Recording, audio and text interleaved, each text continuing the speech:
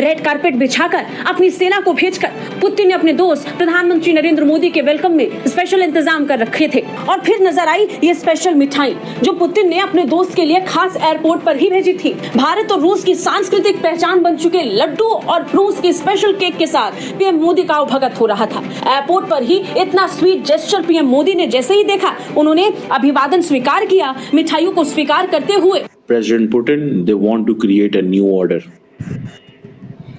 and they cannot create a new order without Indian Prime Minister Narendra Modi or without India. Because remember, these are middle powers. India is a middle power. ये तस्वीरें इस समय social media पर तेजी के साथ viral हो रही हैं। प्रधानमंत्री नरेंद्र मोदी के दिल को मोह रही हैं।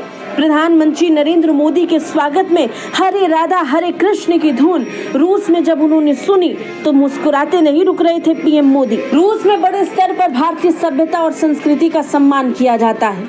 रूसी लोग किस तरीके से भारतीय सभ्यता को गले लगा रहे हैं, उसकी ये झलक साफ दिखाई पड़ रही है। ठीक है ना, सिर्फ पाकिस्तान ही नहीं खजान जा रहा, बाकी तो सारी दुनिया ही खजान पहुंची हुई है। कोई भी नहीं, पता नहीं क्यों, हमने अप्लाई तो किया था। ठीक है जी। सबसे पहले तो पीएम मोदी की मीटिंग है अलग से प्रेसिडेंट पुतिन के साथ, और ये जो मीटिंग है इसके अंदर सिर्फ यही ब्रिक्स का ही एजेंडा नहीं है। रशिया हमारा बहुत अच्छा दोस्त है और हम एक साल में दूसरी बार रशिया जा रहे हैं। और सिर्फ ये ब्रिक्स ही नहीं है, एससीओ में भी इंडिया और रशिया एक दूसरे के साथ खड़े होते हैं। इंडिया और रशिया की दोस्ती आपको ऐसे नजर आएगी कि G20 के अंदर अगर आप देखेंगे तो पूरी ताकत लगा ली अमेरिका ने, रशिया का नाम नहीं आया। ठीक है ना, सिर्फ पाकिस्तान ही नहीं खजान जा रहा, बाकी तो सारी दुनिया ही खजान पहुंची हुई है। कोई भी नहीं, पता नहीं क्यों, हमने अप्लाई तो किया था। ठीक है जी। पाकिस्तान नहीं है, बस आपने अप्लाई किया हुआ है, लेकिन पाकिस्तान को बुलाया कोई नहीं है उन्होंने। और बहुत सारे बड़ी लंबी लिस्ट है जो वहां पे पहुंच रहे हैं, लेकिन मुझे ये समझ अभी तक नहीं आ रही इनका पॉलिटिकल एजेंडा क्या है। What do they do? जैसे एससीओ मुलाकात हुई है, पाकिस्तान को दहशतगर्दी का मसला है अफगानिस्तान से, सारे इस खित्ते के मसले को मालिक कहते हैं हाँ जी दहशतगर्दी प्रॉब्लम है, एससीओ का चार्टर भी कहता है प्रॉब्लम है, लेकिन पाकिस्तान के लिए कोई सोल्यूशन नहीं, वो बात ही नहीं हुई। मुझे तो कोई समझ नहीं आई इस चीज़ की। ठीक है ना जी, हो सकता है कोई जारी बात है, वो मुझे कोई समझ नहीं है। इंडिया चाहता है कि कम उसके अंदर न्यू कमर्स आए। इंडिया भी जैसे तैसे पसंद वही करता है अमेरिकन स्टाइल कि थोड़े हों, मतलब हम जानदार हों हमारा, लेकिन बीच में वो चूचों का मुरब्बा बांझे सारे बेच बड़े ने जनाब, वो भी आ गए, वो भी आ गए, ये भी आ गए जनाब, बेलारूस भी आ गया, चाड भी आ गया, क्यूबा भी आ गया, बहरीन भी आ गया, अल्जीरिया भी आ गया, पता नहीं की आ गया होगा, मार के आए थे, कितने कितने कंसेंसस पैदा करेंगे और क्या क्या कंसेंसस होगा, ये लोग तबाह बर्बाद हो जाएगा। मेरा नहीं ख्याल ये इतनी जल्दी एक्सपैंड करेंगे, या अगर इन्होंने एक्सपैंड किया भी ठीक है तो ये बहुत डिप्लोमेटिक नेगोशिएशंस के बाद होंगे, बड़ी लंबी चौड़ी डिप्लोमेटिक नेगोशिएशन होंगे, फिर जाके चीजें चलेंगी। ठीक है जी।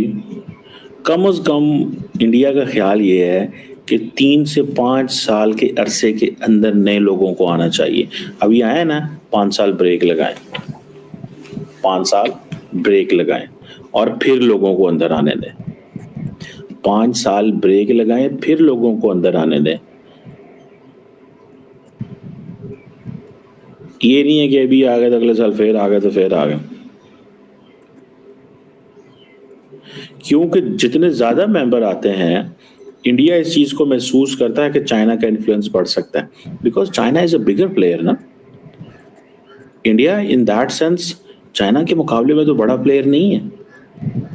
सो इंडिया को ये है कि अगर ज्यादा लोग आते तो चाइना उसमें करेगा, लेकिन इससे कंसेंसस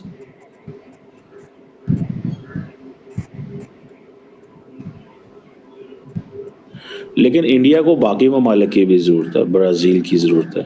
इंडिया अकेले तो इसमें नो नहीं कर सकता फॉर लॉन्ग। सो बहरहाल ये चीजें वहां पे मौजूद हैं। अब चाइना, इंडिया, बाकी ममालिक, अब टर्की भी वहां पे जा रहे हैं। ठीक है जी, आप मुझे ये बताएं, वेस्ट ने क्या पुतिन को ब्लैकलिस्ट किया, क्या बाइकआउट करवाया है कि काजान के अंदर 20 बायलैटरल मीटिंग्स कर रहा है वो head of government and state के साथ। 20, आप मुझे बताएं। यूएई के प्रेसिडेंट ऑलरेडी 2 दिन पहले वहां पहुंचे हुए हैं। रशिया हमारा बहुत अच्छा दोस्त है और हम एक साल में दूसरी बार रशिया जा रहे हैं। और सिर्फ ये ब्रिक्स ही नहीं है, एससीओ में भी इंडिया और रशिया एक दूसरे के साथ खड़े होते हैं। इंडिया और रशिया की दोस्ती आपको ऐसे नजर आएगी कि G20 के अंदर अगर आप देखेंगे तो पूरी ताकत लगा ली अमेरिका ने, रशिया का नाम नहीं आया, यूक्रेन का नाम नहीं आया, इंडिकेटिंग मैनर पे ये कहा कि most of issues must be solved peacefully, बस ओवर। नाम किसी का नहीं आया। यहां तक स्टेटमेंट G20 के अंदर जब पूछा गया कि आपने रशिया के बारे में कुछ नहीं कहा, तो और बाली में तो G20 वालों ने कहा था, तो डॉक्टर एस जयशंकर ने कहा कि Bali is Bali, Delhi is Delhi. अब आप अंदाजा लगा कर देखिए ना, तो हमारे लिए रशिया और रशिया के लिए हम कितने गहरे दोस्त हैं। इतने एक्सट्रीम सिचुएशन में सोचकर देखिए कि इंडिया के लिए ये समिट अपनी दोस्ती निभाने का कितना इंपॉर्टेंट रहा होगा कि रशिया से इंडिया। एक टाइम ऐसा था जब बांग्लादेश के अंदर आपकी और हमारी लड़ाई हो रही थी, तो अमेरिका आपके साथ आकर खड़ा हो गया था, उसने अपना पूरी की पूरी फ्लीट भेज दी, ब्रिटिश फ्लीट आ रही है। उस टाइम पर रशिया पूरी दुनिया से इंडिया के लिए लड़ चुका था।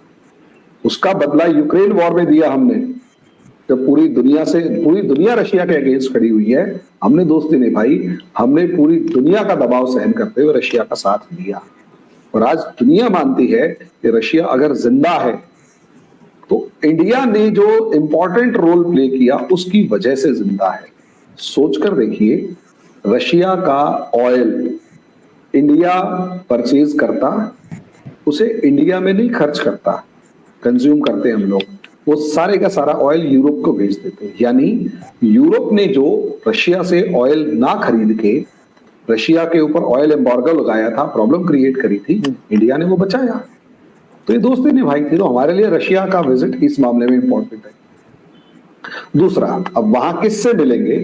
सऊदी अरेबिया होंगे, बहुत अच्छे दोस्त हैं। ईरान हो गया, बहुत अच्छे दोस्त है, कोई दिक्कत नहीं है। सबसे इंपॉर्टेंट, चाइना के साथ मिले। मैडम, इस इंपॉर्टेंस को आप इससे अंदाजा लगाइए, हम कुछ दिन पहले डिस्कस कर रहे थे, जब डॉक्टर एस जयशंकर पाकिस्तान आए थे तो उन्होंने बात 3 वर्ड्स कहे थे। एक मैसेज पाकिस्तान के लिए था कि terrorism, separatism, extremism are the biggest hurdles for trade and connectivity और पावर सप्लाई। जो चाइना को भी कहा था, अगर आप किसी की टेरिटोरियल बाउंड्रीज को रिगार्ड नहीं करते तो आप अच्छा उम्मीद नहीं कर सकते कि एससीओ के अंदर हम आपसे भरोसा करें। उस एक मैसेज ने काम किया। और उससे पहले भी एससीओ से लेकर अलग अलग जगहों पर हम लोग प्लेटफॉर्म पर कह चुके थे चाइना को कि देखो भैया, जब तक आप हमारी आर्मीज बॉर्डर पे एक दूसरे के सामने खड़ी है, हमारा बिजनेस एज यूजुअल नहीं चल सकता।